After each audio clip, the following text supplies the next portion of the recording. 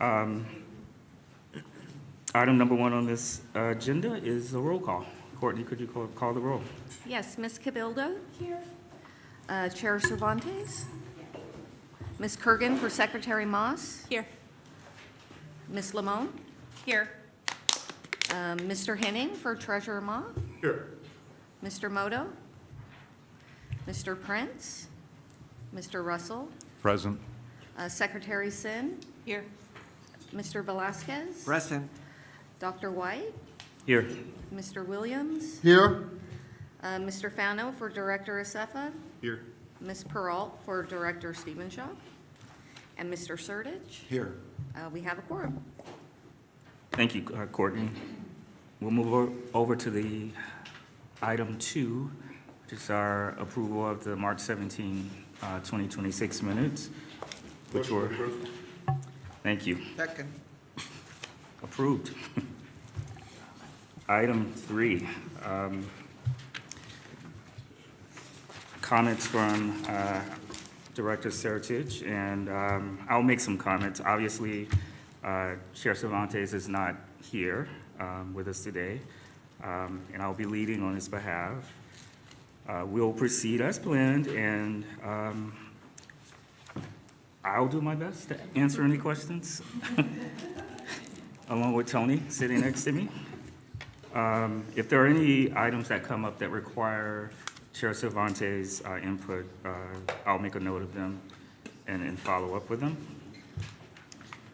Before we continue, and I ask for Director Sertich's comments, I'd like to take a moment to acknowledge the recent resignation of Director Nick Hardeman. On behalf of the board, I'd like to express our appreciation for his service and his contributions he made in advancing affordable housing goals. I personally will appreciate, his good work, his input. We all appreciate his good work. Wish him well in his future endeavors. I'll hand it over to you. Thank you, Dr. White. Yeah, I just want to follow up on Director Hardeman's leaving the board. We're going to miss him. He was an asset to the board, and so we wish him the best going forward.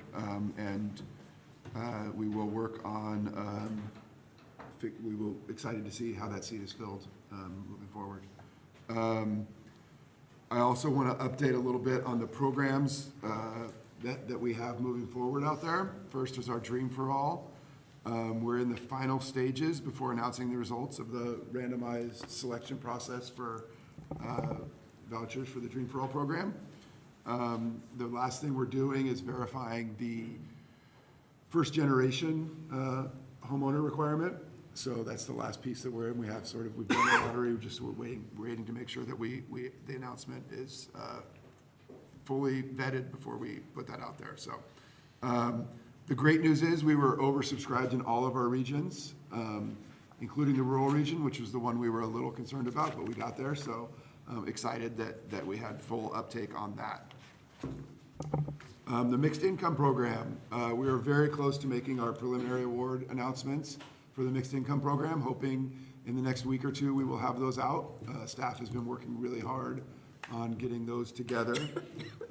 We received 29 applications, and we expect, maybe I'm getting ahead of things, but we expect to make 12 or 13 award announcements depending on the total volume we have available. So we're looking forward to that. The 2025 mixed income program developments, we will hear 4 of those in today's meeting later. And we will have 8 more that need to get the final commitment from the 2025 round. So we're getting through those pretty quickly, and hopefully in the next few months, we will have all of those moved forward and under construction. I also have a quick update on the CalAssist Mortgage Fund. I want to thank the board for their approval of our expansion of that a couple meetings ago. We now have approved $33 million in assistance for 986 homeowners dealing with, to help with their disaster recovery.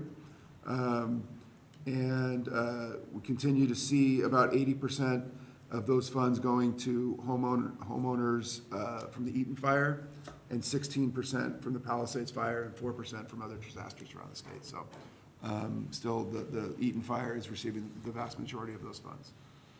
It's been a busy few weeks. CalHFA wanted to update on a few things that have been going on. First, Housing Development and Finance Committee, which we've talked a little bit about as part of the governor's reorganization plan. We had a budget hearing on that on Tuesday with Secretary Mostyn, Director Velasquez, and several others. I think it went well, so we're working with the legislature and the administration to continue moving this forward and getting this. We will effectively have the new agency and the Housing Development and Finance Committee up and running on July 1st of this year. So we've got a couple more months to get ready. Sasha, it's all ready to go, right? Done. Okay.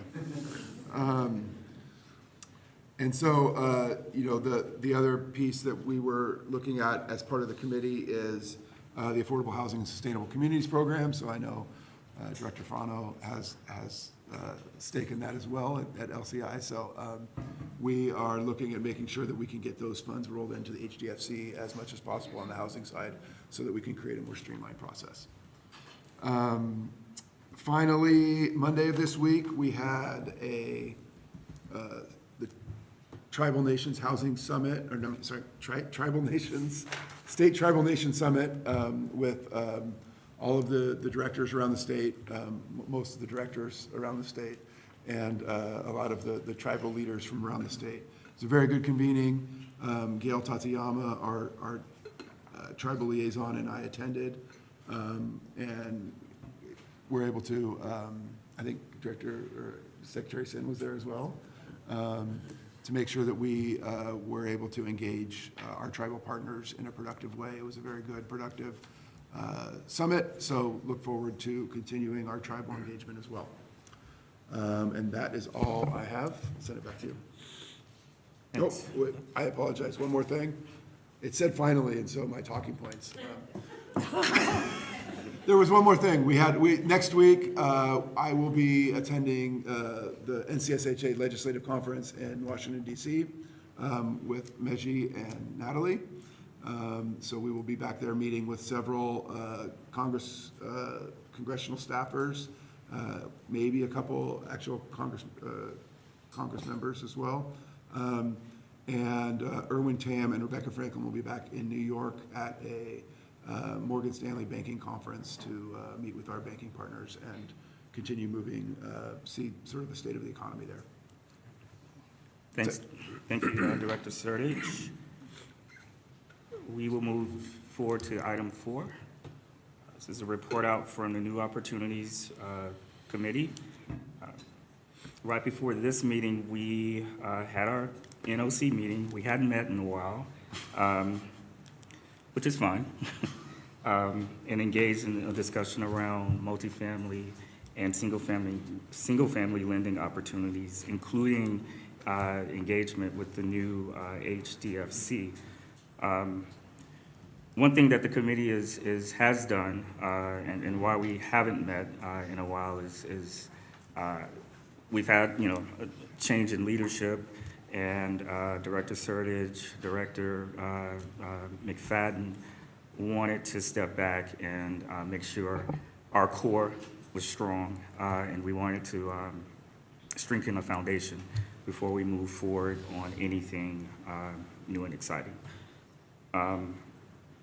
I'll stop there and ask if any of the subcommittee members have any thoughts on the meeting. Oh, well, I'd like to, Director Kurgan and I spoke, and there's been just so much progress from like our very first meeting, so it's just really exciting to see so much movement here at CalHFA. I agree. We talked a lot about foundational tools and building on things that the rest of the board has talked about before, and I think will weave in really well into the strategic planning conversation that the board has next month as well. So I thought it was productive and really appreciative to staff, both ones that are more tenured and ones that are newer, to coordinating, and talked a lot about the capacity needed at CalHFA to pull off these new initiatives. So I thought it was a helpful, balanced update, and look forward to our next meeting. Thank you. We hope to be a tool for the staff, And essentially. just one more update. I mean, I think we are definitely trying to make sure we build the foundation on the multifamily side.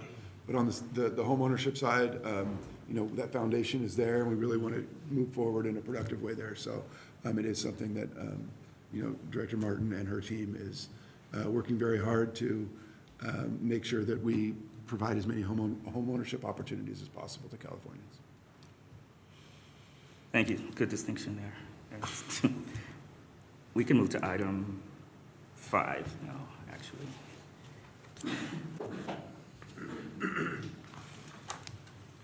So Director McFadden, there's actually, you have 4 transactions. And I'll give you the floor. Okay. Good morning, Chair and members of the board. Catherine McFadden, Director of Multifamily Programs. As mentioned, today I will be presenting 4 development projects for approval of final loan commitments under the 2025 Mixed Income Program. Each of these projects have been awarded bonds and tax credits, and both they're all moving forward toward critical closing deadlines under CIDLAC, which means construction. In addition to the standard loan terms, I just want to take a moment to talk about a couple policy exceptions that you'll see in the requests. One is CalHFA's subordination to local government regulatory agreements. So we do have a policy, and under CalHFA's subordination policy, subordination is permitted if it does not increase CalHFA's risk and furthers the objectives of the program. A second one, you'll note there is one property that has a 99-year ground lease. So CalHFA's policy requires that ground leases be acceptable to the agency, include a non-disturbance agreement, and secure CalHFA's loan against both fee and leasehold interests. If you have any additional questions, I will turn it over to legal counsel. I wanted to provide a higher level discussion, but if you have any more specifics, but we do have specific policies around subordinations and leaseholds or ground leases. And staff has reviewed these exceptions and is recommending approval of these exceptions. So finally, to Mr. Sertich's comments, we expect to bring additional 25 MIP developments for final loan commitments for approval before the board in the next few months. And I think this pipeline is extremely encouraging. And what it means is more affordable housing projects will be breaking ground soon, furthering CalHFA's mission of facilitating high-impact, mixed-income, affordable housing across the state. And last but not least, I really want to thank multifamily lending team for their really hard work, some of which are here, some of which are watching. It does take a team to bring these 4 staff reports before you. It's a lot of work, and you're going to see a lot of detail. I'm going to provide high-level summaries, and then we can get into further questions. But again, I just really want to thank the team and all the hard work. They've been working really, really hard. Okay, so with that, we'll start with Victoria Flats. So CalHFA's Senior Loan Committee has recommended that the agency seek board approval for a final loan commitment for Victoria Flats development. Pursuant to Director Russell's request, we now have pictures in both the staff report as well as in our presentations, and this is a beautiful rendering of Victoria Flats. So I hope that you will all appreciate to see what you're approving and what will be constructed. Because this request exceeds the executive director's delegated loan approval authority, which is $15 million, staff is requesting board approval for a $20.1 million CalHFA first lien permanent loan and a $4 million mixed income program subsidy loan. So Victoria Flats is a 104-unit, 4-story new construction mixed income development serving large families in the city of Ventura in Ventura County. Both the CalHFA permanent loan and the MIP loan will have a 17-year term, and the permanent loan will be amortized over 40 years. The development will include 103 restricted units across a wide range of affordability levels, 30, 40, 50, 60, and 80% of AMI, plus an unrestricted manager unit. This results in an average affordability of 58.35, with rents projected to be 11 to 69% below market rate rents. The project is also part of an inclusionary zoning requirement within a larger mixed-use development. Victoria Flats is being developed by Red Multifamily, they are an experienced market rate developer, but they're also an emerging affordable housing developer. And so in order to meet the affordable housing experience requirements, AHA Venture is a longstanding sponsor with CalHFA, and they meet the experience points. CalHFA also, they also have CalHFA Finance Properties, and they will be the managing general partner. Kingdom Development has been engaged as the development consultant for day-to-day support for the affordable housing experience as well. Resident services will be provided by Life Steps. The property manager is VPM Management, and the general contractor is Next Phase Construction. City Community Capital will serve as the construction lender, and R4 Capital will be the tax credit investor. So the financing structure includes tax-exempt and taxable bonds, recycled bonds, federal and state tax credit equity, CalHFA permanent financing, MIP subordinate financing, a City of Ventura loan, and deferred developer fee. As you can see, that's quite a stack. Total development cost per unit is approximately $506,000 per unit, and construction closing is anticipated in June 2026. So the borrower will enter into a 99-year ground lease with payments deferred until the developer fee is repaid or year 15. CalHFA's financing will be secured by both the fee and leasehold interests. The City of Ventura will record a senior affordability agreement ahead of CalHFA's documents. The project will also meet CIDLAC TCAC green standards and utilize the California Utility Allowance Calculator, otherwise known as QAC. So the policy exceptions noted include the use of the QAC, acceptance of the CalHFA documents in a subordinate recording position, and approval of a surplus cash split above 50% to meet investor requirements, ensure that the deferred developer fee is paid within the 15-year period.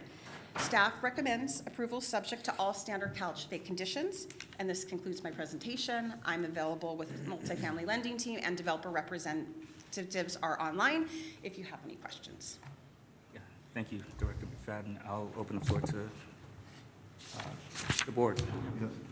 Thank you. So just a couple of questions. First of all, thank you for the pictures. I have to say makes a world of difference. I start with that image. All the other knowledge I learn, I can attach to that. It's like seeing someone's face, start to remember things about them more easily. So it's meaningful. I'm really interested in this from the standpoint of it being an inclusionary requirement. Can you explain where on the sources that we see the contribution, the developer's contribution, how does that show up in the pro forma? I believe, and I think it's, yes, I'm going to ask my expert, Kevin Brown. He will answer that specifically. Hi there, I'm Kevin Brown, Housing Finance Chief of Multifamily Lending, CalHFA. As Catherine mentioned, this is a private ground lease. So the master developer is also affiliated with Redtail, who's the developer of this project. They're leasing the land back to the project and taking their payments after deferred developer fee is repaid, and taking those payments from the borrower's portion of surplus cash. So we're counting that land value as a part of the ground lease to meet their one-to-one requirement for MIP. And is there an inclusionary requirement that is general to the city, or is this a specific deal that they negotiated the particulars of? I believe it's a specific deal they negotiated, but we do have representatives from the developer who could confirm that if you'd like. I'm curious, because the functioning of inclusionary housing is of great interest. Right. And I think to make sure that the public is getting that, like, it's good shake. I also would remark there's interesting projects going on in San Diego where a developer's taking off-site obligations, or taking obligations for inclusionary off-site or density bonus off-site, and then leveraging them. And I would be curious so we're going to ask the question, do they feel that they have leveraged that resource to produce more housing successfully, if that makes sense? Yeah. The contribution. That's a great question. I believe we have Ron Wu or Tyler White from Redtail Multifamily Development on. Yeah, this is Tyler White from Redtail on. Can you hear me okay? Mm-hmm. Yes. Yes. So just want to make sure I understand the question is wondering whether or not we're leveraging our affordable for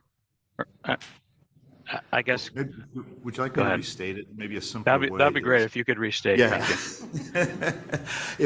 If you had a percentage of inclusionary that is required, and you were to have built it in your project, I mean, what is that number?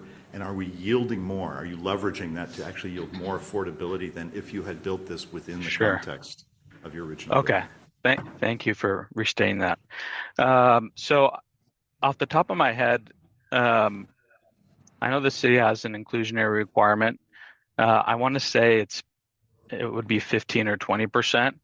However, our project is 104 units, and as a total of the total master plan is 297 units, so that gets us 35%. So our affordable is higher than the inclusionary requirement. Okay. Thank you. That's very, very direct answer to what I was asking. Thank you. Then what else? So thanks for the renderings. So I'm also curious the relationship, because we talked about a little bit earlier about with the red tail, the emerging developer receiving 100% of the fee. Can you explain how the relationship with I think it's AHA in this case, and you've got another instance that's different, but can we talk a little bit about Sure. where they stand in the deal, because if they're not getting developer fee? Yeah, so AHA Ventures is going to be the managing general partner, and so then they will bring the affordable housing experience required for the partnership. How it works on a day-to-day basis, because mentioning that AHA is not receiving any developer fee and 100% is going to the merging developer, their participation is just as a managing general partner. Now, the day-to-day, there is a consultant, Kingdom Development, who is providing support throughout the application, award, closing, due diligence, construction process, and they are compensated. So that's how that structure works. Okay, thank you, thank you. Any other, Director Cabildo? So the total development cost per unit is like a dream number that is unimaginable where I come from in Los Angeles, so that's kind of exciting. So I was curious, does that mean they have an executed construction contract that kind of, so we can kind of expect like this isn't moving anywhere? And I guess my second comment was, I really love seeing the really high number of units at 30% of AMI, so kudos. The construction contract is still being negotiated, Okay. but there is a planning cost review being performed to ensure that the costs and the plans all align Okay, before thank we you. close, yes. Thank you. Any other questions from the board? Motion to approve? Second. Courtney? Okay, sorry. Well, I think we have no more questions. We need to do public comment. Public comment. If any members of the public would like to make a comment, please raise your hand, either virtually or here in this room. None at this time. Okay, we have a motion to approve and a second. Could you call the roll? Certainly. Ms. Cabildo? Aye. Ms. Kurgan? Aye. Ms. Lamone? Yes. Mr. Henning? Aye. Mr. Russell? Aye. Secretary Sin? Aye. Mr. Velasquez? Aye. Chair White? Yes. Mr. Williams? Aye. Resolution 2609 is approved. Thank you, Courtney. We will move to item 6. If I think we may, have a, Mr. Chair? Oh, think we have a recusal. yes, as is my custom, when one of my members has a financial interest in a deal, I'm recusing myself from the item, and I will be waiting outside to be called back. Thank you. Thank you. We'll miss you.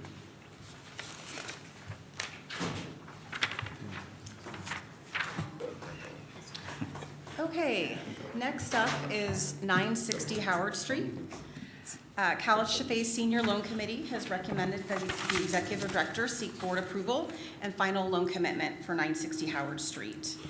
Today, staff is requesting board approval for a $38.53 million CalHFA first lien permanent loan and a $1 million mixed income program subsidy loan. 960 Howard is a 202-unit mixed income, mixed-use development located on 0.29 acre site in San Francisco, serving families. The project combines adaptive reuse with new construction, an existing 3-story concrete commercial podium with 12 stories of mass timber housing constructed above it for a total of 15 stories. Ground floor and second floor commercial and amenity spaces are included. The commercial portion will be master leased. The development will include 200 income-restricted units plus 2 one-bedroom manager units with affordability ranging between 30 to 70% of AMI with an average affordability of 58%. Unit types include studios, 1 bedrooms, and 2 bedrooms with projected rents 31 to 74% below market rate rents. 960 Howard Street is being developed by Oh Wow, an emerging developer in partnership with Community Housing Works, an experienced affordable housing sponsor, acting as the managing general partner who has multiple well-performing CalHFA finance properties. Community Housing Works will also provide resident services. Zen Development Consultants will provide development oversight. Aperto Property Management will manage the property, and Oh Wow Construction will be the general contractor. The project originally began as a commercial developer by Oh Wow, which constructed the podium during the pandemic before pausing due to market conditions. The development team restructured the effort into an affordable housing project, ultimately enabling it to move forward under the 2025 MIP award. The 27-month construction loan term, although relatively short for a 200-unit high-rise, is supported by 2 major efficiencies. The reuse of an existing foundation and podium structure, which reduces new construction time. The use of mass timber construction, which has demonstrated schedule reductions up to 25% and was successfully implemented by Oh Wow on a recent project in Oakland. The Phase 1 environmental site assessment found some environmental concerns. However, all of these issues have been already addressed and resolved through the site mitigation plan and vapor intrusion mitigation system.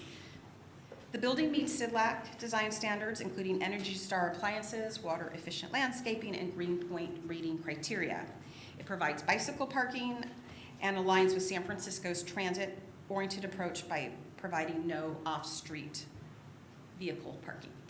The financing structure includes tax-exempt, taxable, and recycled bonds, federal and state tax credits, CalHFA permanent loan, the MIP loan, and a deferred developer fee. U.S. Bank will serve as both the construction lender and the tax credit investor, and construction is anticipated to begin in May 2026. So 2 policy exceptions are requested. First, the City of San Francisco will record its regulatory agreement in a senior position to CalHFA's deed of trust consistent with city policy, and approval of surplus cash split above the 50% to enable the full repayment of the deferred developer fee by year 15 in accordance with tax credit investor requirements. Staff recommends approval subject to the standard CalHFA conditions. So this concludes my presentation. I'm available with our multifamily lending team, and developers are on the line for questions that you may have. I will open this up to the board. Real quick, could you note the per unit on this as well? Oh, it is 500, And hold on. 1. That's also. It is, I believe it's, I'm gonna get the exact number. 501, 454. 500, thank you. Cindy? Yeah, 501,000 Okay. per unit, thank you. Thank you. And this is adaptive reuse too, so I just want to put that out there. Director Lemon. Thank you. I was, Director McFadden, I was really excited to read through this, this motion. I don't think I've ever seen such a low per unit out of San Francisco. And one of the, this really has gotten me thinking about some of the various more innovative projects that we've approved as a board, and it would be really great for us to understand, how these are performing, what the construction has been like. Are there any, what are the drawbacks or what are the hurdles that you're facing with adaptive reuse, with using mass timber? Because if we're able to successfully showcase the significant cost savings, is there a way that we can actually incentivize more of our loans going to projects like this? And we've seen a lot of past projects that we voted on that I'm wondering, what has happened to them? What have we learned about them? And I think as a housing ecosystem, it's really important for us to continue uplifting these case studies as we're looking to solve our housing crisis. So just fantastic work on this project. Thank you. Director Williams? Two questions. One gets back to the construction. The numbers are wonderful, but is the contract signed? They're ready to start next month. So is that is it signed and sealed? And how are we doing? Because that's a phenomenal per unit construction number for San Francisco. I just hope it holds. I agree. Like the other one, they're still trying to negotiate through that, and the planning cost review's been received and is under review by the construction lender and our housing inspector to make sure everything aligns. Okay. And one other, yeah. Yeah, I was just saying, in this case, the developer and the general contractor are related parties. Correct, yeah. Correct. And they have constructed a similar type of project in Oakland, and so they have that experience, which is great.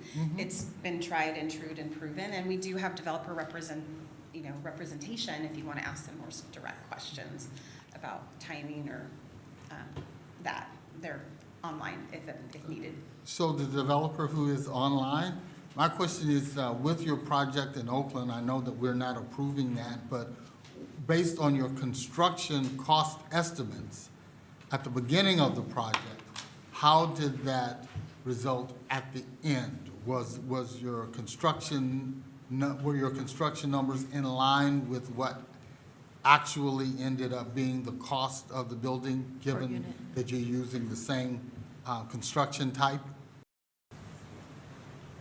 Hi, this is Jeremy with Oh Wow. Thank you for having me. Yeah, so we constructed this project. It's actually a bigger high-rise than the one that we're constructing here. That was a 19-story high-rise using the same technology, same construction crews, and same design crews. And we came pretty close to on budget. We were about 5% variance off at the end from a construction point of view. And we've since then improved and learned everything that didn't go as planned on that project and have implemented onto this project successfully. So I think we've already done it once, and we're actually in construction on a second one now. That's an 11-story, same technology, and this would be the third. All right. Thank you very much. That concludes my questions. Thank you, Director Williams. Director Fano. Yeah, this might be for the developer team as well, but building off Director Lamone's comments, definitely want to commend the kind of innovative approaches, both the adaptive reuse and the kind of use of mass timber kind of within the construction. And from the developer's standpoint, has there been any effort to do some kind of carbon analysis to kind of track comparatively how this type of construction compares to kind of conventional construction practices, as alignment with state kind of climate goals is kind of the main kind of driving force of that? Yeah, definitely. We do actually have an analysis that is from our completed project in Oakland. And I think what's interesting, at least from mass timber, it's actually a net zero waste cycle because it comes from a milling factory that's been around for about 100 years. And they reuse every single element of the system. And they can use burned wood, and they can use new growth, and they can basically really recycle every single piece of the wood. And so that's going into our project. And so it's basically a carbon sink compared to concrete and steel, which we have very little of on the project outside of the foundation and the podium. And so it actually, I think the analysis shows it's actually almost a net zero waste from a structure point of view. Everything else that's not the wood, of course, doesn't have that same ecosystem, but it's actually very, very sustainable. Thank you. Any other questions from the board? To Director Ramon's point, Director Williams, Director Fano, we've seen so many different types of typologies come through that excite us, from a per unit standpoint, just from a variety standpoint, from modular to adaptive reuse, to mass timber. We have like data points. I'm not trying to put too much more work. It's important work, though. No, I think it is important for us, like Director Lamone said, to just make sure that as we're developing our programs moving forward and we have the proper incentives out there and it's education of the developers that we're working with as well. We can, ultimately we want to encourage the most efficient use of the state's resources. And for different projects, that may mean different things. And so we want to allow for flexibility, but we do, if we have the data, we should allow it to be publicly available. So we will work on putting something together for you. Thank you. Thank you.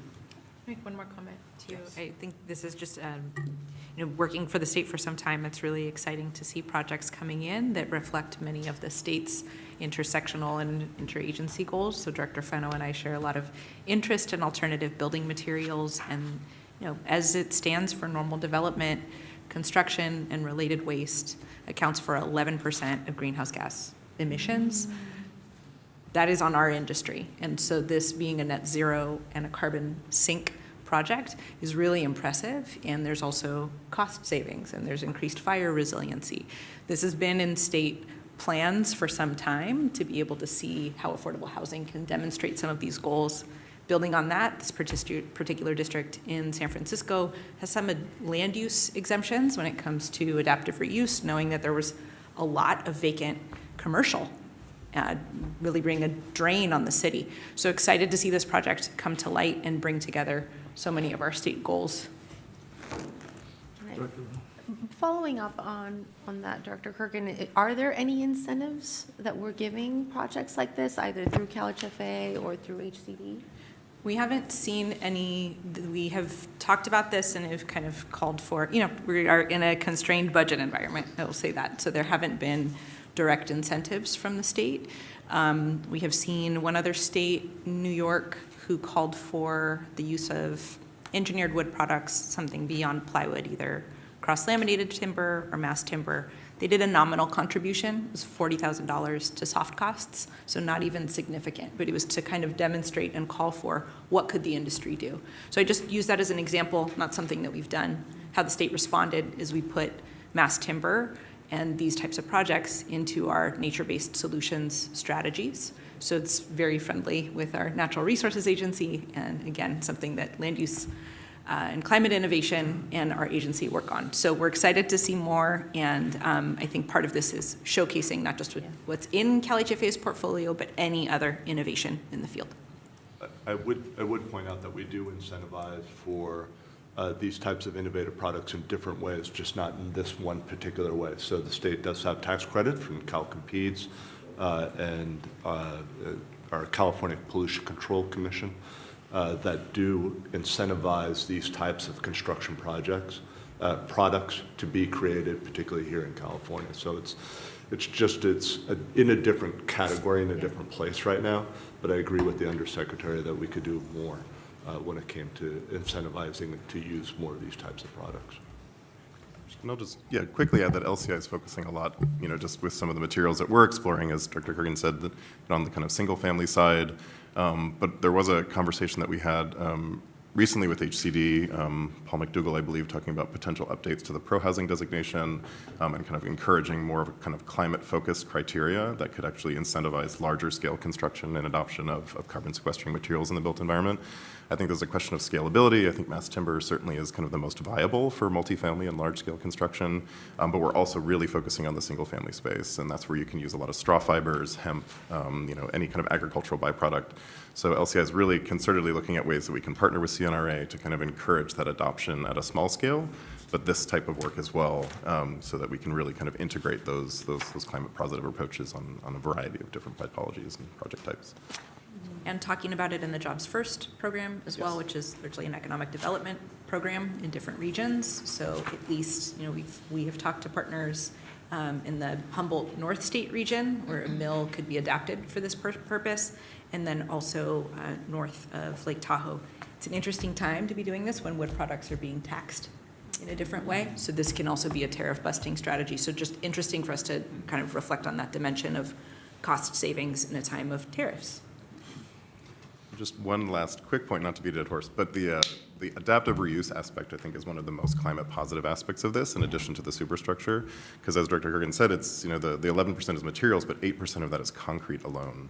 So reusing the substructure and the superstructure as much as we can, in the kind of rehabilitation of existing spaces, I think is actually one of the best things we can do to kind of bring that carbon cost down just right off the board. So really commend this project for doing both. Just want to reiterate that. Yeah.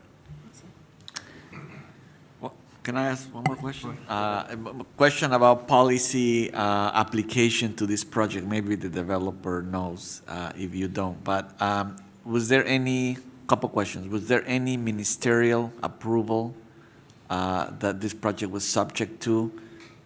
Thinking of SB 35, 423. I'm mindful of these projects coming in front of us in the future and thinking of AB 2011, SB 79 kicking in. Was there anything that this project used in terms of expedited approval?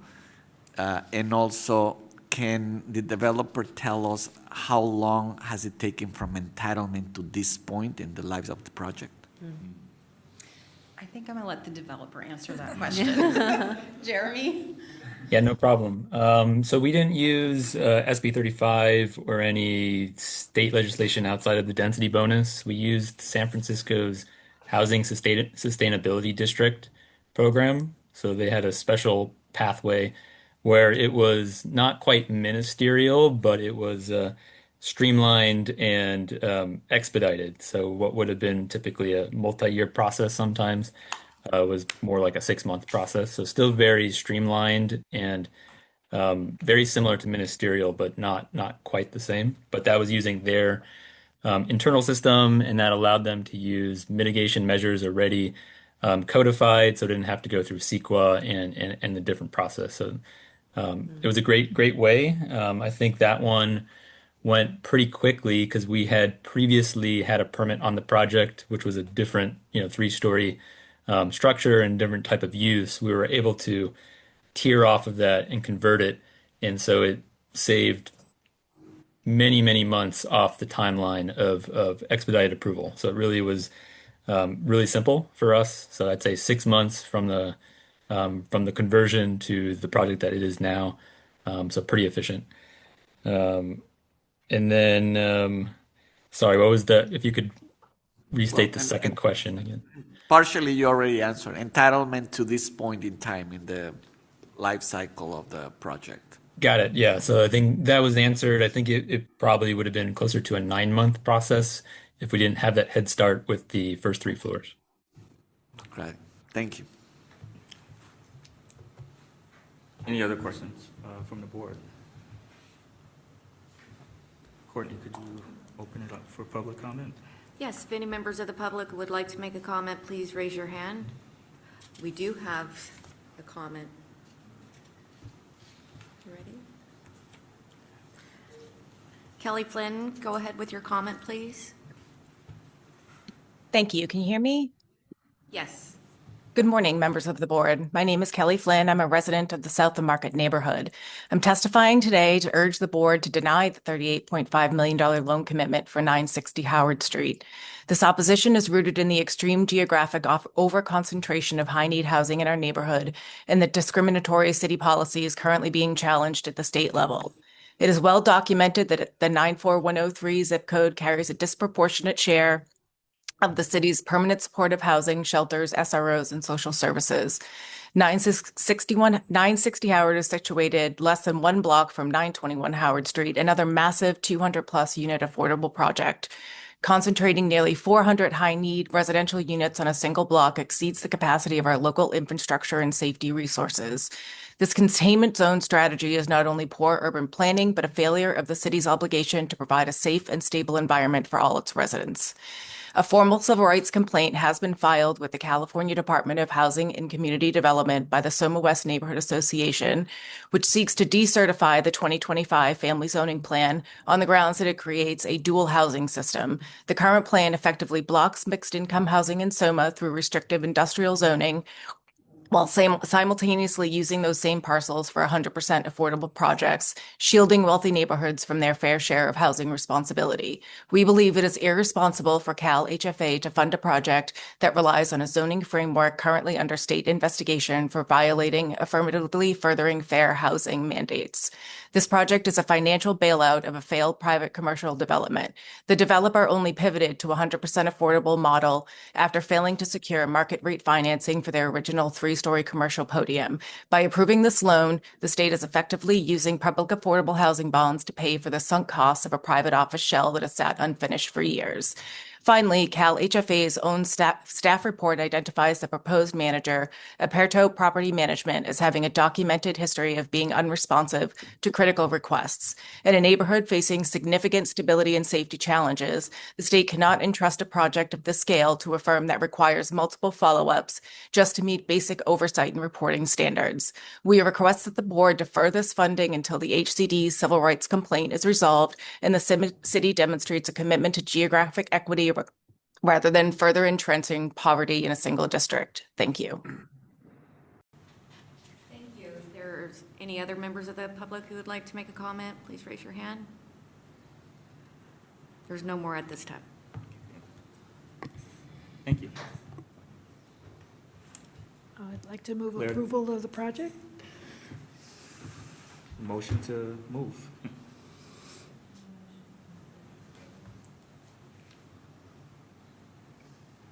I second. There's a second. Courtney, could you call the roll? Sure. Ms. Cabildo? Aye. Ms. Kurgan? Aye. Ms. Limon? Aye. Mr. Henning? Aye. Secretary Sin? Aye. Mr. Velasquez? Abstain? Dr. White? Yes. And Mr. Williams? Yes. Resolution 2610 is approved. Thank you. We can let Director Russell back in.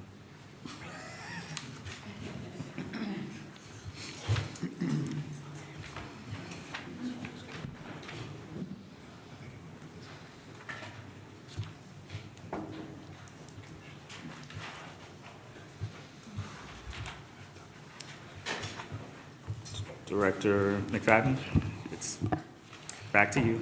Yes, we are halfway through. Okay, so next up is Sherman Apartments. CalHFA's Senior Loan Committee has recommended that the agency seek board approval and final loan commitment for Sherman Apartments development. Staff is requesting board approval for a $29.8 million CalHFA first lien permanent loan and a $4 million mixed income program subsidy loan. Sherman Apartments is a 244-unit new construction affordable senior housing community in the city of Los Angeles. Both of the CalHFA loans will have 17-year terms with the permanent loan amortized over 40 years. So the development includes 241 income-restricted units at 30, 50, 60, and 70% of area median income, along with 3 manager units. The project achieves an average affordability of 48.17, with rents projected to be 21 to 63% below market rate rents. The unit mix includes 221 one-bedroom units and 22 bedroom units. The 6-story podium-style design includes 125 parking spaces. Sherman Apartments is being developed by Meta Development LLC, which is a very experienced affordable housing developer with many CalHFA finance developments. RAM Construction, Inc. will serve as the general contractor. Resident services will be provided by Life Steps, and WSH Management will serve as property manager. The project meets CIDLAC minimum design standards and incorporates enhanced sustainability features, Energy Star appliances, drought-tolerant landscaping, high-efficiency mechanical systems, and a solar photovoltaic system. The financing structure includes tax-exempt taxable bonds, recycled bonds, federal and state tax credits, CalHFA perm loan, MIP subordinate loan, and deferred developer fee. Capital One will serve as the construction lender, and Redstone Equity Partners will be both the federal and state tax credit investor. The total development cost per unit is approximately $419,000, and construction is anticipated to start in May 2026. Policy exceptions include acceptance of the CalHFA regulatory agreement and deeds of trust in a subordinate position to the city's density bonus agreement, and approval of a surplus cash split exceeding 50% to meet the tax credit investor requirements, ensure the developer fee is repaid by year 15. Staff recommends approval, subject to all standard CalHFA conditions. This concludes my presentation, and I'm happy to answer any questions. And multifamily lending team is here, and the developer is also on the line for any questions you may have. Thank you, Director McFadden. I'll open the floor for questions from the board. Yes, thank you. So I was just impressed with the price per unit. Was that just a factor of the size of the units, or can you talk about other factors that kept that so low? So we do have the developer on the line, so I'm going to ask them to answer the questions. I have my own thoughts, but I'll have the developer answer the question. Who is on the line? Yeah. Either Taylor or? Yeah, you have Taylor Rasmussen on with Meta Housing. And yeah, you're correct. I think the biggest driving factor here is the smaller bedroom types. This is affordable housing targeting seniors. So, most of the units are one bedrooms, which, helps keeps the hard cost down. In addition, it's an efficient product type, 5/1. The site is large enough to allow some surface parking as well. So I think, the combination of the efficient construction type along with the smaller bedroom types are helping keeping those hard costs, or total development costs rather, down. Okay, thank you.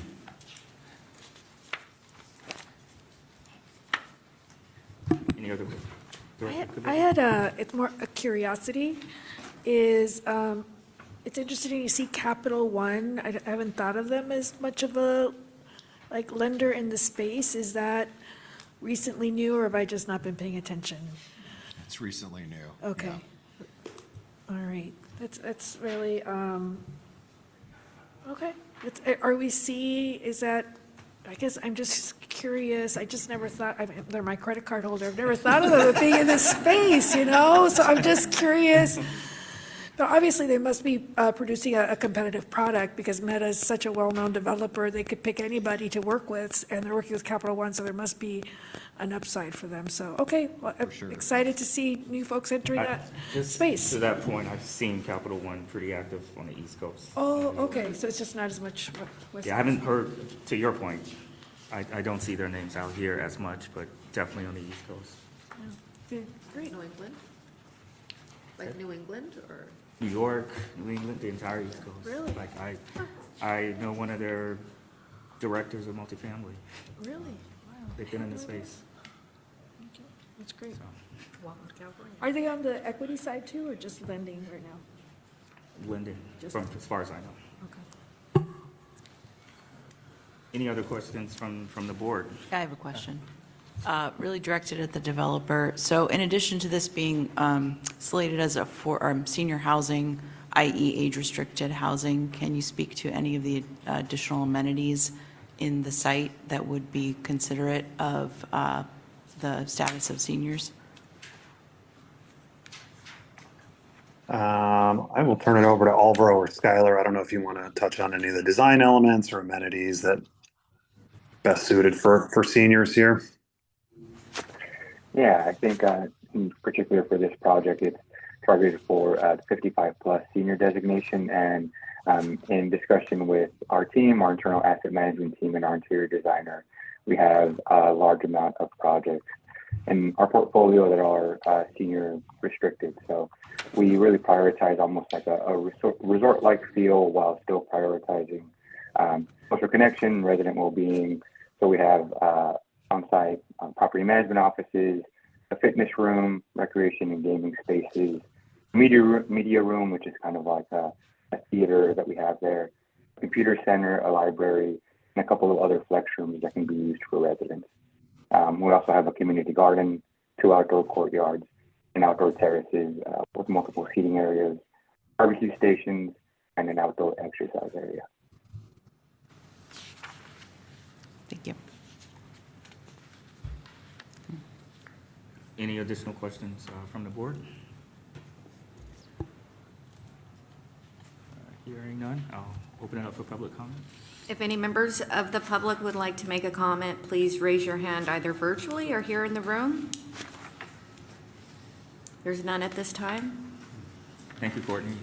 Is there a motion to approve this deal? Motion to approve. Second. Thank you, Director Cabildo. Okay. Ms. Cabildo? Aye. Ms. Kurgan? Aye. Ms. Lamone? Aye. Mr. Henning? Aye. Mr. Russell? Aye.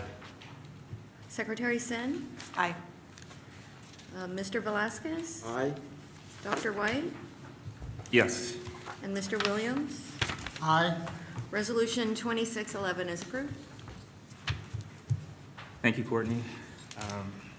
All right, Our one home final- stretch. Fourth and final project is Marin Wood Plaza. So CalHFA Senior Loan Committee has recommended that the agency seek board approval and final loan commitment for Marin Plaza development. The request today is for approval of a $28.76 million CalHFA first lien permanent loan and a $4 million mixed income program subsidy loan. Marin Wood Plaza is a 125-unit new construction mixed income large family development located in San Rafael in Marin County. The development includes 124 restricted units at 30, 50, and 70% of AMI, plus a manager unit. The project has an average affordability of 57.58 AMI, with projected rents 10 to 62% below market rate rents. The design consists of 4 three-story garden-style buildings intended to serve large families. The project is being developed by Impact Residential Development, an emerging developer entity. Impact is supported by Tableau Development Company, who has experience with more than 20 low-income housing tax credit developments, and the managing general partner and experienced sponsor is PACH San Jose Holding LLC, who is an affiliate of Pacific Housing, Inc. Pacific Housing is a long-standing affordable housing sponsor with multiple CalHFA finance properties. Pacific Housing will provide the resident services. Aperto will serve as the property manager, and Milestone Construction Group will be the general contractor. The construction lender is First Citizens Bank, and Hudson Housing Capital will serve as the tax credit investor. The financing structure includes tax-exempt and taxable bonds, federal tax equity, a County of Marin Housing Trust Fund loan, the CalHFA permanent financing, the MIP subordinate loan, and deferred developer fee. And the total development cost per unit is approximately $565,000 per unit, and construction is anticipated to close in May 2026. Vapor intrusion mitigation system is required, and the Regional Water Quality Control Board is overseeing the remediation process. The site is part of a larger commercial property that includes an existing supermarket, which will remain operational during construction, and the development will benefit from 18 shared spaces for the residents. The project will meet CalHFA's green and energy efficient requirements, including Energy Star appliances, low flow plumbing, water efficient landscaping, and solar powered electrical systems. And the property will be using a utility allowance calculated by the QAC. Policy exceptions include approval of the QAC, underwriting of the 70% AMI rents below the maximum to meet the 10% below market requirement, and a surplus cash split above 50% to ensure the deferred developer fee can be repaid by year 15. One little note, this off-cost contingency is below the standard at 1.65, but after adjusting for some land acquisition costs, it is 2%, which meets our standards. So staff recommends approval, subject to all of our standard CalHFA conditions, and this concludes my presentation. Multifamily lending team and the developer are available for your questions. Thank you, Director McFadden. Questions from the board? I'm just excited to see some affordable housing getting built in Marin. Yes. And they've been a long time in coming to get here. I wish that the project may have been a little bit more integrated into the community in San Rafael, because this is over by the freeway and in a relatively business district looking area. But that said, there's such a need in this part of our state that this is at least started to address. So With that, when it's appropriate, Mr. Chair, I'd like to make a motion to approve. Thank you, Director Henning. Director I Kubilda? have a question. You mentioned that it's an emerging developer, and of course, you reassured us that they have a co-developer that has a lot of experience. So does that mean they split the guarantees, like in terms of like which of the developers is providing the guarantees to the lender? Like how does that, I'm just curious how that, I guess more, it's a kind of a general question in terms of our policy, like who's providing the guarantees? I believe What are emerging Impact- developers? Yeah. Go on. I believe Impact is providing the guarantees Okay. during construction. Pacific Housing, they're going to stay on at PERM as the managing general partner to make sure everything's being managed and reported properly. But yeah, Impact Residential, they're emerging affordable developer, so they have Tableau Development helping them through that process of learning how to underwrite to affordable housing and navigate in that. And so in our underwriting, we're also just like, we feel good about the guarantees that are being provided. They have the balance sheet through them. Yes. Okay, thank you. Yeah, and Director Camillo, I think one of the issues, since we're not the construction lender, we don't have the guarantees from the developer coming in. That's true, because if yeah. For us personally. Yeah. As we discussed in the earlier committee, as we build that out, we will definitely be much more focused on that. And that's part of the work that we need to do That's to true. get The there. construction lender should be more concerned that we're really going to be there. Correct, Yeah. because our permanent loans are non-recourse. Yeah, They're right, just not- right. So, Okay, sorry.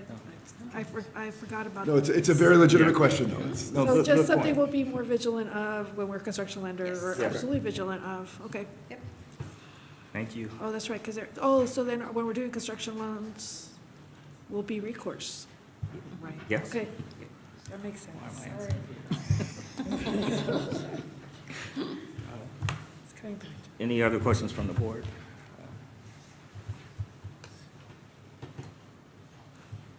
Hearing none. Courtney? If any members of the public would like to make a comment, please raise your hand. There's none at this time. Thank you. We have a motion to approve. Motion. Director Henning? Second. Okay, Ms. Cabildo? Aye. Ms. Kurgan? Aye. Ms. Malone? Aye. Mr. Henning? Aye. Mr. Russell? Aye. Secretary Sin? Aye. Mr. Velasquez? Aye. Dr. White? Yes. And Mr. Williams? Aye. Resolution 26-12 is approved. Thank you. Thank you so Multifamily team. We will move to item 9, a state and federal legislative update. Director Tabar?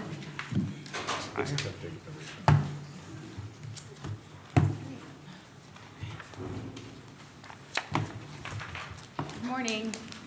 I have not presented to the board since late last year on legislative and policy updates. So this will be an overview of where we're at in the state legislative and budget process. I'm going to flag a number of bills that directly name CalHFA, and then, of course, a quick federal update to the best of my ability.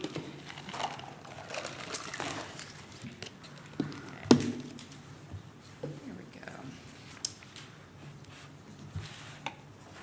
So I think a number of you have seen these slides before. They're pretty similar to previous presentations, but just wanted to remind everyone where we were at in the state budget process. The governor came out with his budget in early January. There has been some trailer bill language that has been developed in the meantime. Right now, we are going through budget subcommittees in both houses, trying to look over the budget proposal and awaiting the governor's May revise. The May revise will be the point where the legislature and the administration will negotiate. The final package will reflect both revenue projections and any evolving housing priorities. A balanced budget must be signed by the governor by July 1st. So we will be seeing some budget updates in mid-May, and I will, of course, come back and update everyone then with where we're at in the budget process. Just to look back real quick about the governor's budget proposal in early January, there was a deficit this year of $2.9 billion, but this was down from last year. There was no new significant spending proposals this year around housing, but instead it really focused on implementing previous investments. So of course, and we're all pretty familiar with the reorganization at this point, but that's been the continued focus of integrating and coordinating our housing development approach and our housing system. We, of course, Director Sertich had mentioned there was a subcommittee, a budget subcommittee hearing earlier this week to assess where we're at in the reorganization. The other thing I wanted to flag, of course, is the rebuilding after LA fire efforts. We heard in the new operations, or the new opportunities committee this morning, what CalHFA is looking at in terms of rebuilding post-fire efforts. So that's obviously going to be a major budget focus this year. But again, we will revisit where we're at in the state budget when the governor's May revise comes out in mid-May.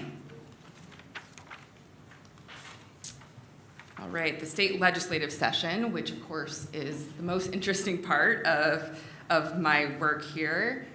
All right, so where we're at in the state legislative process. Bills are currently in the first house, so we're seeing a number of policy initiatives come up in bills, but we're still somewhat early in the process.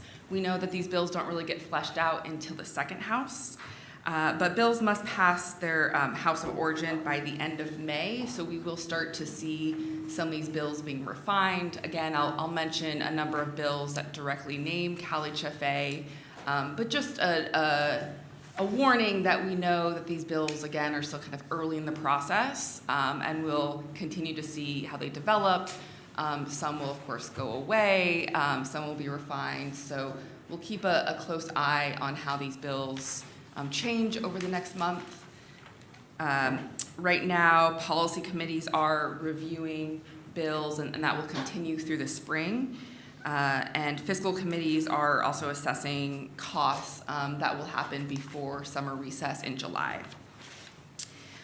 This year, the legislature will finalize floor votes by the end of August. This is earlier than last year because we are in the second year of a two-year session.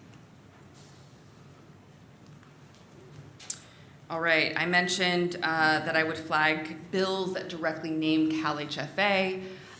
These are just the I think one of them is missing here. All right, well, that's all right. One of the bills is not up there on the screen, but these are bills that really focus on housing production and directly name CalHFA. So the first is AB 2074 by Assemblymember Haney. This is a follow-up to the big SB 79, Senator Wiener's bill last year, focused on trying to build more affordable housing near transportation hubs. So this would actually establish a revolving loan fund to appropriate funds to CalHFA for the development of those high-rise buildings near transit hubs. This is a budget proposal put out by YIMBY, and again, it would appropriate funds to CalHFA, so that's how CalHFA is involved here. AB 2166 by Assemblymember Wicks and AB 2185 by Assemblymember Quirk-Silva are both bills that have come out of a select committee around innovative housing construction. Both are trying to look at factory-built housing and ways that we can encourage that type of housing construction. AB 2166 would actually it would allow CalHFA to provide credit backstops to applicants who issue payment bonds or performance bonds to offsite housing construction factories. So what that means is CalHFA would actually be guaranteeing these factories of factory-built housing. So an interesting proposal there. The other bill around housing innovation is AB 2185. This is focused on all the California housing agencies, so CalHFA, HCD, TCAC, and CIDLAC, trying to find ways to update guidelines and regs to promote more factory-built housing. The bill that did not make it on this list, but is actually one that the board has seen before, is SB 750 by Senator Cortese. This was actually a bill from last year that turned into a 2-year bill, so you may recall me mentioning it previously, but it is trying to focus on a state-backed loan guarantee program for multifamily housing. We are continuing to see some transformations in that bill. It could kind of focus more on a pilot program. Again, keeping an eye on that one. This was a bill that was around last year, so I've, again, mentioned it a number of times. All right, let's go to the next slide. All right, great. All these bills came up. So these bills are focused more on home ownership. Again, they all directly name CalHFA. The first is AB 1714 by Assemblymember Tangipaw. This would allow a tax credit to the seller of a property for property repairs that are required as a condition of a closing on the home. So trying to focus on more repairs for homes that maybe are not up to code or are needed to secure the mortgage itself. Then we have AB 2387 by Assemblymember Alvarez. This is focused on Dream for All. It is essentially a Dream for All set-aside for folks who are lower income. It is geared towards 80% AMI and below. The stated intent from the author is trying to focus on more Latino home buyers and more low-income Latino home buyers. But we hear that this bill may be going through some changes. So we'll keep an eye on that. We are also aware of no new Dream for All funding, so it's always interesting to see a Dream for All bill without any additional funds. And then finally, the other homeownership bill that I want to flag, this is a relatively new bill in terms of the subject matter, but AB 2581 by Assemblymember Soria. It would require CalHFA and other housing agencies to identify strategies to promote the movement from tenants from affordable multifamily into home ownership.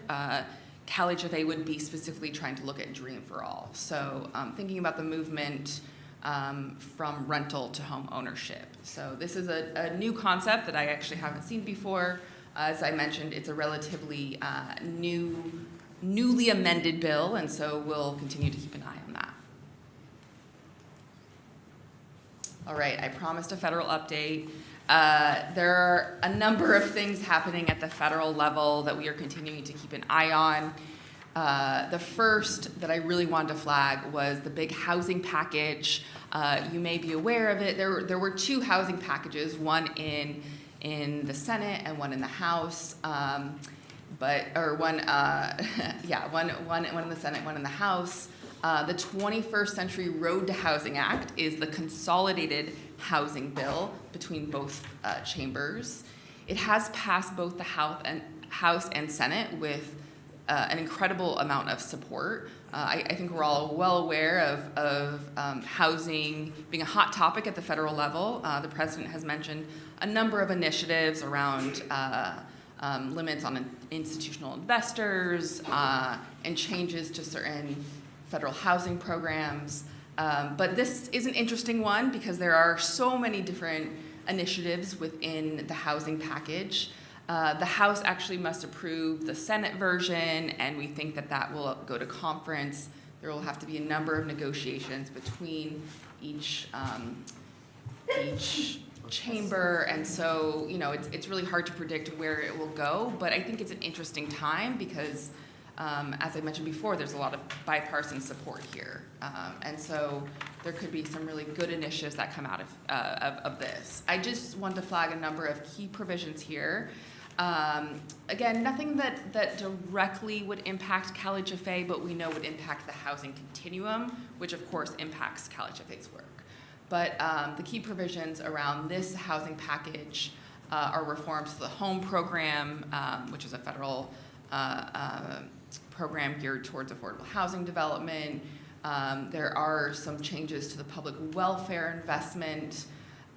This is a follow-up to all the changes that happened within the low-income housing tax credit last year, trying to make sure that we can utilize all of those changes. There has been a focus on preservation and rural rental housing. And then, of course, I mentioned this, but limits on institutional investors. I think this is a hot topic here in California as well as the federal level. We've heard the president mention this. It's hard to really predict what it will look like, what an institutional investor really means, but I think this is one that we'll continue to keep an eye on. And then I just wanted to flag the president's proposed budget came out in early April. It's not a big surprise. This has a similar proposal to previous years where there is an increase in defense spending, a decrease in non-defense spending, and a decrease in HUD funding. But at least in the past year, we saw that HUD was at least funded at similar levels. We know that's not enough, but all that to say, we'll see how this changes, but you know, this tends to happen where the president comes out with a proposal, and then it'll be negotiated later, and oftentimes HUD is funded at least at the basic level. There are a number of things I wanted to flag within this proposal. The president is proposing an elimination of a number of HUD programs, which of course is of concern. Nothing that directly impacts CalHFA, but again, would it be risk sharing? This is not something that CalHFA is currently really involved in. We have participated in the past, but we really participate in the HUD risk sharing program, which is separate from this. But again, this is one of those programs that has gone through cycles depending on who is in office. And so right now, we're not expecting that program to move forward. Section 8, of course, those are housing vouchers. This is always kind of proposed that there's a decrease. There's also proposals to consolidate certain homelessness programs, and then some additional authority for the HUD secretary. There's, of course, a number of other proposals in this budget, but those are kind of the high-level things that I wanted to flag. There are a number of other things happening at the federal level. You know, I think there's a lot of executive orders that have come out, as well as some concerns around mixed status rule of subsidized housing. We're continuing to keep an eye on that. I think that is kind of changing week by week at the federal level. So I didn't want to focus too much on that here. But just to say that, you know, we're keeping an eye on what's happening, and we recognize that there's a lot of movement at the federal level. But yeah, those were the biggest things that I wanted to flag today, but just wanted to recognize we know there are other things happening within housing policy at the federal level. So that's my presentation today. Happy to take any questions. Thank you, Director. Great overview. Any questions from the board? I have several, but I'll move quickly. Under your housing production, AB 2074 from Assemblymember Haney. Yep. It says high-rise housing in regional transit hub districts. That's what is considered high-rise in the context of this proposed legislation? As far as number of stories? Yeah, I don't recall the exact amount, but it is trying to get at actual high-rise property, you know, like above, I mean, I think 10 stories. I think, I mean, Assemblymember Haney is from San Francisco, so you can imagine these are trying to focus kind of downtown big high-rises, but I can follow up with you and get the details of that. Okay. And do Assembly members like consult with CalHFA before they put our name in some proposal? Or they just can decide, I'm going to write a bill that includes CalHFA and never talk to them about it until it's... We sometimes have communication with authors' offices. I would say that there's a lot of creative ideas that come out of these member offices as well as sponsors. I mean, it can be both authors or sponsors pushing some of these bills. But I think a lot of these ideas are coming out of special, like, select committees, so not necessarily talking to the administration or public agencies directly. Yeah, that's all I'll say about that. I'll just add on, I think that sometimes some of this legislation occurs because we meet with legislators and help them draft things that may create more streamlined opportunities for us.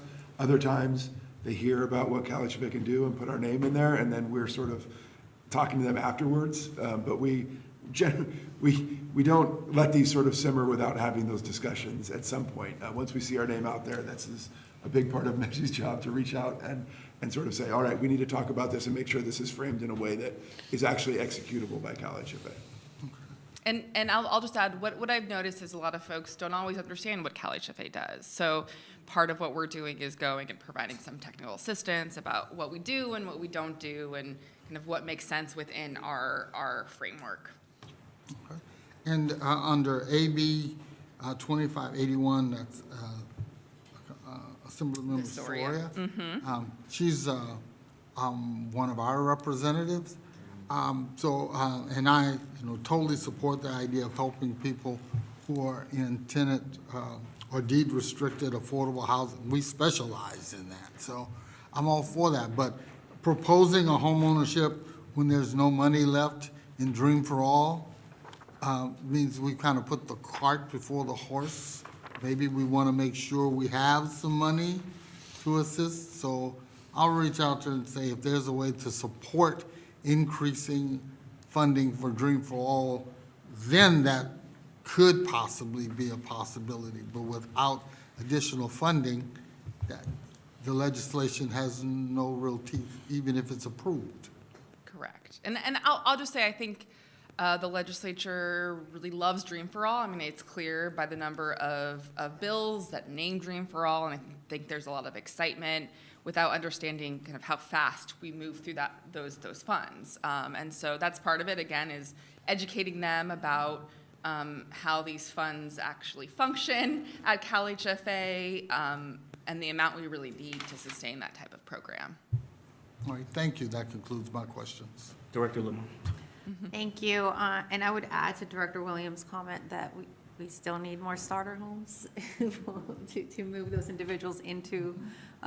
We don't have enough homes to move those individuals into. So on that, and I also wanted to follow up on the Road to Housing bill. I think there's very significant provisions in there that will impact the work that we do at CalHFA that were not included in here that I just wanted to flag. So first of all, there was a motion to remove the requirement that manufactured homes be built on permanent chassis, which would be really exciting, especially here in California. And also, we were excited about a second lien financing under FHA Title I that would allow homeowners to access their home equity to build an ADU without having to refinance out of a low-interest first mortgage.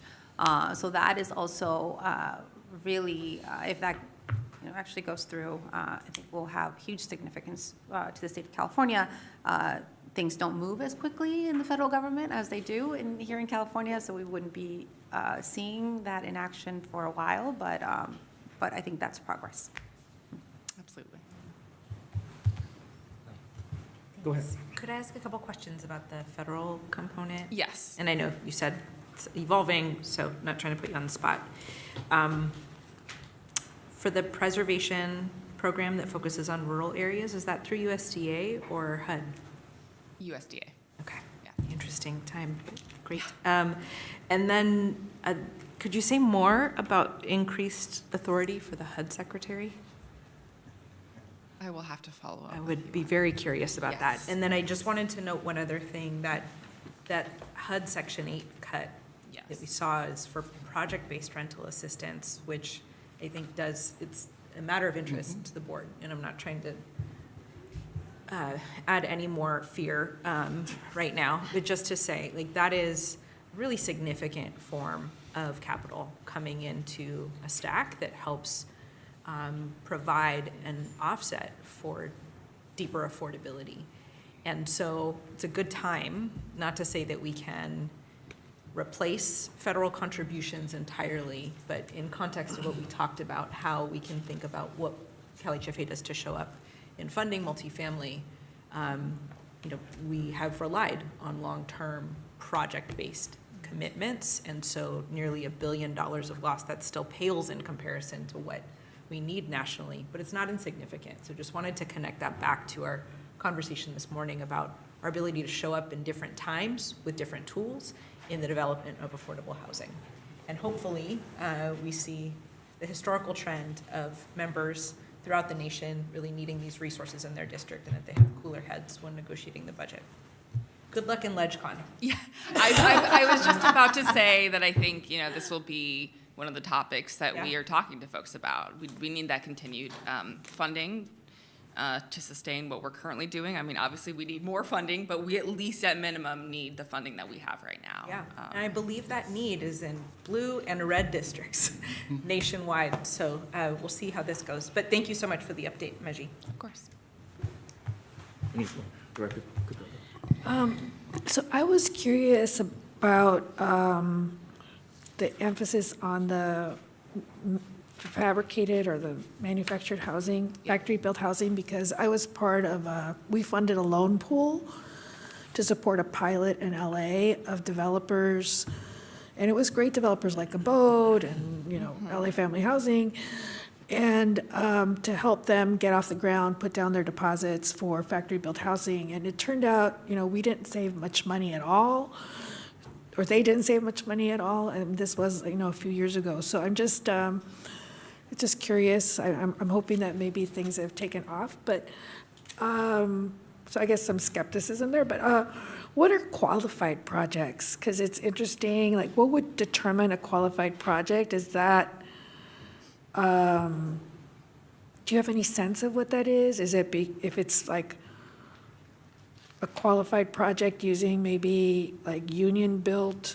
fabricated housing, or like, do you have any sense of what that would be? I would say there's not a lot of specificity on this. I think they're still trying to flesh it out. I mean, I think to your point, kind of remains to be seen if something like this would actually function in the way that they are proposing. I mean, we're talking about private factories and essentially the state subsidizing those. And I think there's a big question of like why these factories aren't working. So I actually would love to follow up with you about the LA experience that you had mentioned, because that's the first that I've heard of it. But we have spoken to the author's office, as well as Assemblymember Wicks's office, who is really spearheading that select committee on innovative housing construction, because this is part of a larger package of bills that she is pushing for. And so I think they're still trying to really identify how it would work. As I mentioned, a number of these bills will be further fleshed out once they get to the second house. But yeah, it's not totally clear how that would function as of right now. Okay, thank you. Director Russell. Thank you, sir. So I guess I wanted to emphasize this whole issue of the demand side versus supply side on the housing. And when we hear all these bills about homeowner assistance, and we know from what we've seen in the numbers that if there aren't the houses, if the stock isn't there, we cannot subsidize our Yeah. way people and everyone into homes. We need more homes.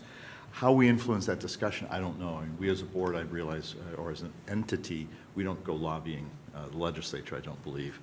But there's a lot of personal relationships here where in conversation, I think we need to redirect people's attention toward the need for producing more for-sale product. And, you know, I see efforts like in San Diego, I'll tout Mayor Gloria, working on row homes, townhomes, small-scale, urban, subdividing lots into 5, things like that that are actually creating opportunities.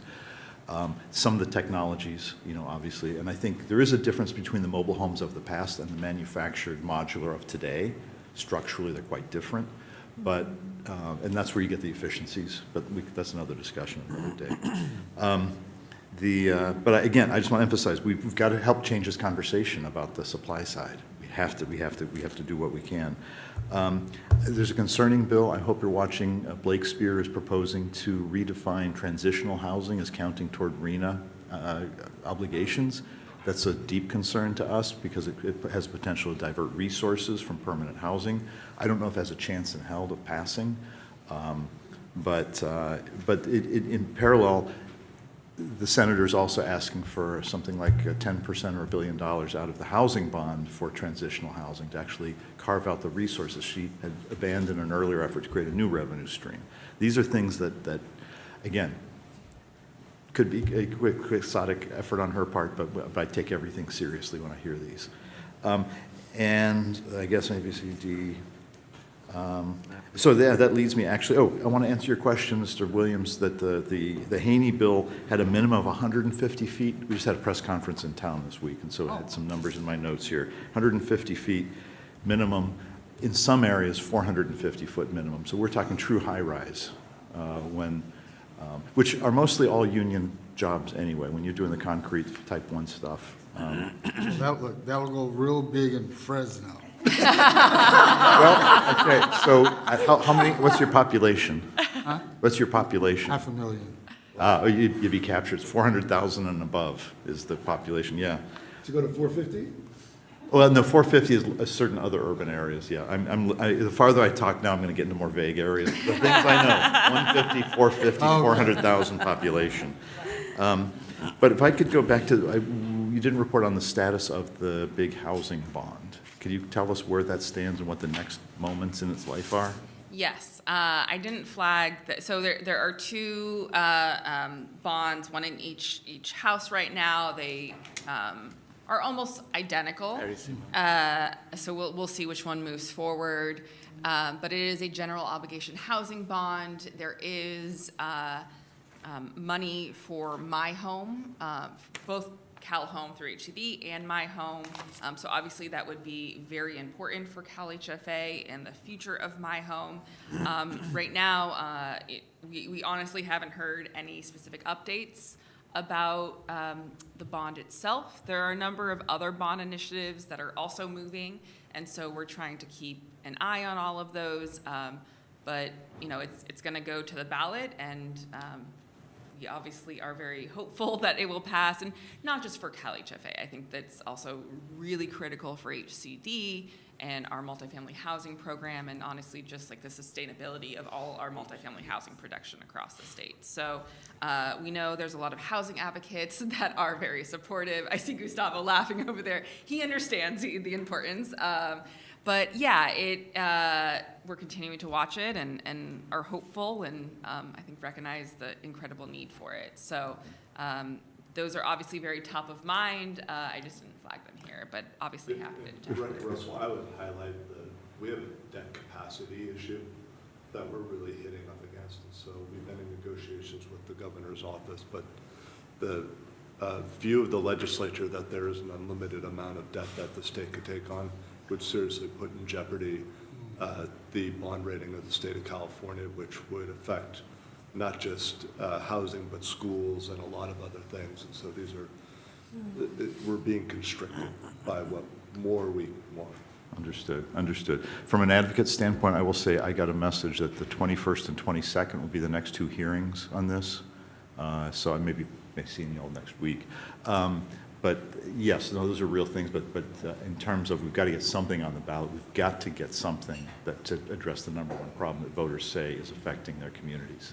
So, thank you. Thank Yeah, you for I just your- want to make a few comments on the production piece. I think, you know, as we meet with folks in the legislature and talk about our down payment assistance programs, one of the things I always highlight is our programs are only as good as the housing market itself.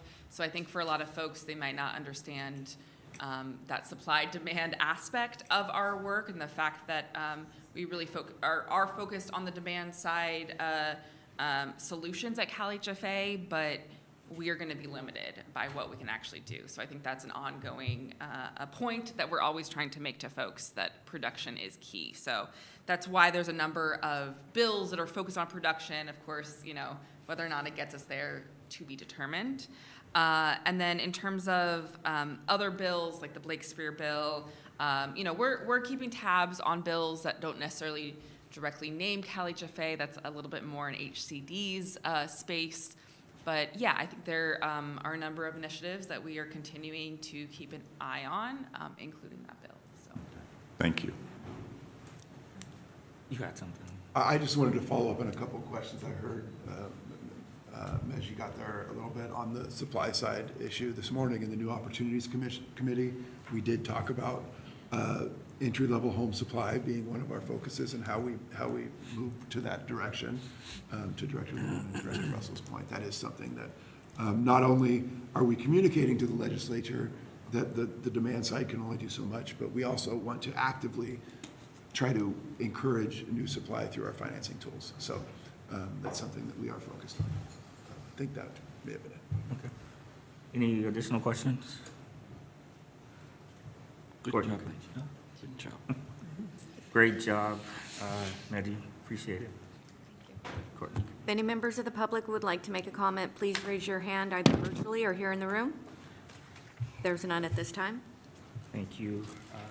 We will move to item 10, which is a standing agenda item, informational reports. There are a couple in the board package.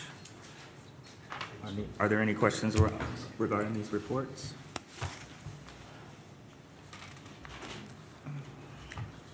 You know, I had a question about the Cal Assistance Program. That's not part of it. So is that maybe item 11? Well, we can go to, we can close this out. See if there's any public comment on that. Item 10. If any members of the public would like to make a comment, please raise your hand. There's none at this time. Thank you, Courtney. Agenda item 11 is other board matters. Any other matters? Thank you. And I should have brought it up when you made your comments earlier, because you mentioned the Cal Assist program. And it's just, I ran into Lori Gay, who's the director of LA NHS, at a community event last week. And I asked her, because I knew she was very involved in Altadena. And, hi, Rebecca. And, I was so excited. I was like, oh my God, I just heard, we lifted this and I'm so excited. And then she's like, Maria, there's, people are getting rejected and, it was like so hard to get through. So I was just curious. I knew that you mentioned in your presentation that there are folks that had maybe not met. And we're going to reach back out to them. So I just wanted to see, like what kind of technical assistance are we providing to folks, like to go through the process? Because I know that I also met with another group on Altadena Rebuild, and it seems like, there are a lot of seniors and like other members that might not be, might need more high-touch ways of learning of these opportunities or navigating processes. So I guess curious like how that's going and what kind of TA we're providing to fire survivors trying to access this resource. Yeah, so, did you? No, I'll just kick it over to Chief Deputy Director Rebecca Franklin. Thank you, Director Sertich. So it's a multi-pronged approach. We've kind of refined it through the mortgage relief program of the COVID assistance. So when we make any sort of change into the program, the first thing we do is before it's announced publicly, we send a notification to anyone who had been rejected or could be affected by the change. So if it's, come back and apply, because remember, we increased the number of months. Yeah. So anyone who had received the initial 3 months would have gotten a notification through the system in which we communicated to them, hey, you can come back and get another 9 months. Or if we changed anything, we raised the income limit, so anyone who was denied under that, we code everything we can. So anyone that was denied under the denial code of an income limit or anything that we feel that they could be now eligible, we directly reach out to them in an email form, or the communication tool that we do, that's through email. And we say, hey, come back and see if you can, we've changed this criteria, we think you may want, we track those so we can see who's come back into the system. We had a really good response once we made those changes. We let those people know before we actually publicly announce. So before any press goes out, it's very important to us that those applicants hear from us.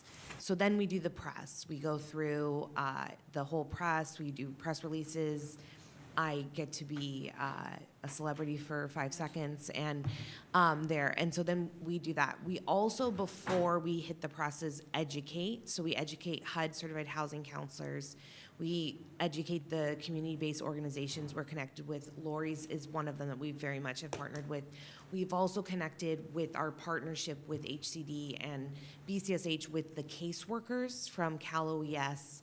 So most of the families that have been dramatically affected by the Southern California fires have what they call caseworkers. I think they're Disaster case managers. and they're through OES, or It's a whole federal disaster framework, so complicated web, but yes. making sure that. So we've educated all of those parties as well as other networks. So we're in this disaster recovery network. It's the county, the supervisor Badger's office. We've educated everyone on these changes so that everyone in this network knows exactly what's happening. Everyone knows how to apply, and any one of those entities can help the homeowner apply.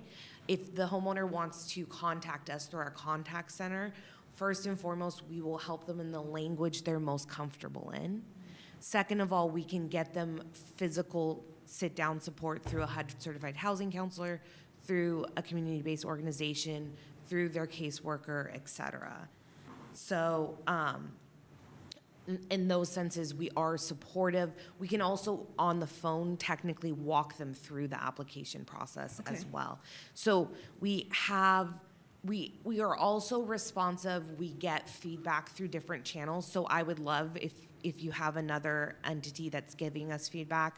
We get feedback through Supervisor Barger's office specifically. We get a lot of feedback from her, their boots on the ground.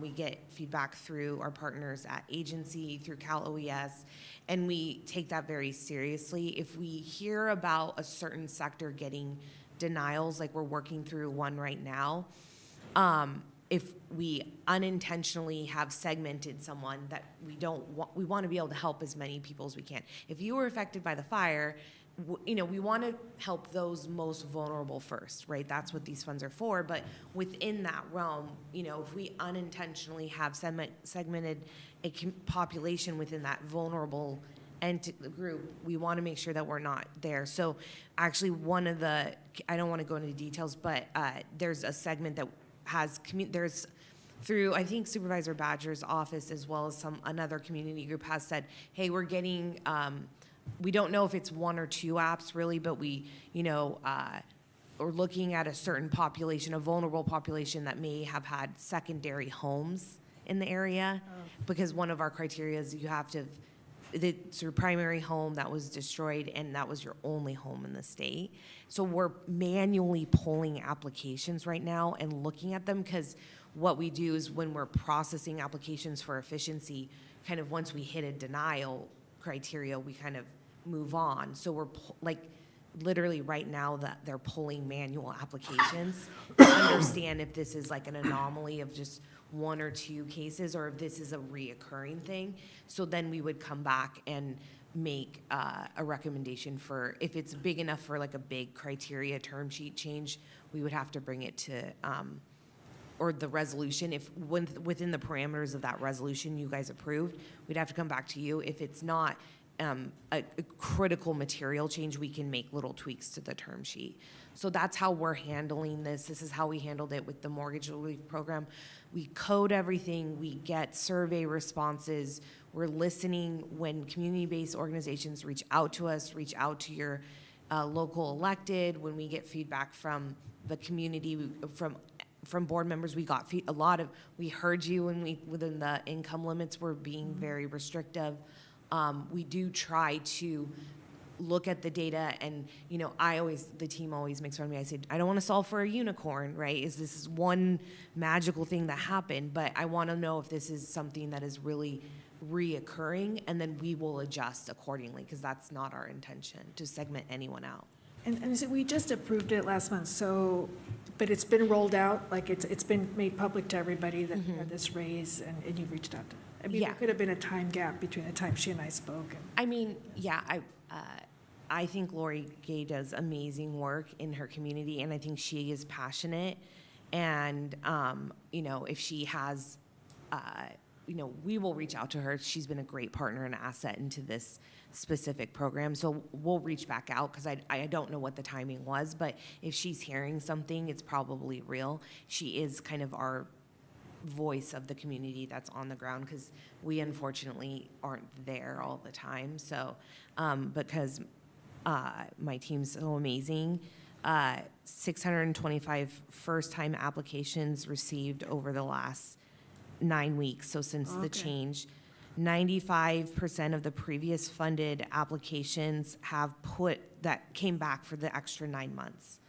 So we track that. So if you didn't come back and submit an application for an extra 9 months, we'll call you now. Oh, that's great. So we're reaching out. The income's a little different, right? Because we don't know. We also, in the time between the changes, we brought the reso back. And now today, I guess, we did a direct mailer to the homes that had been affected, with the caveat that we assume mail forwarding is on. Yes. I know, but that's what we have, right? We've also bought a data set that had the contact information, phone numbers. So we did a text campaign to those the phone number associated with the address affected. So both of those campaigns also went out in the meantime. Well, thank you. No problem. And, it'd be great if you could reach out to Lori, because Yeah, and if anyone is hearing from someone, we would love to connect with them. Also, it's a good opportunity if they're speaking to people, we'd love to get them in our little network and educate them and give them all the tools. We have a press kit, we have flyers, we have everything ready to hand. We will pay for it, we will print it for them. We are here to just get the message out, so. Great. Thank you so much. No problem. Thank you. Any other board matters?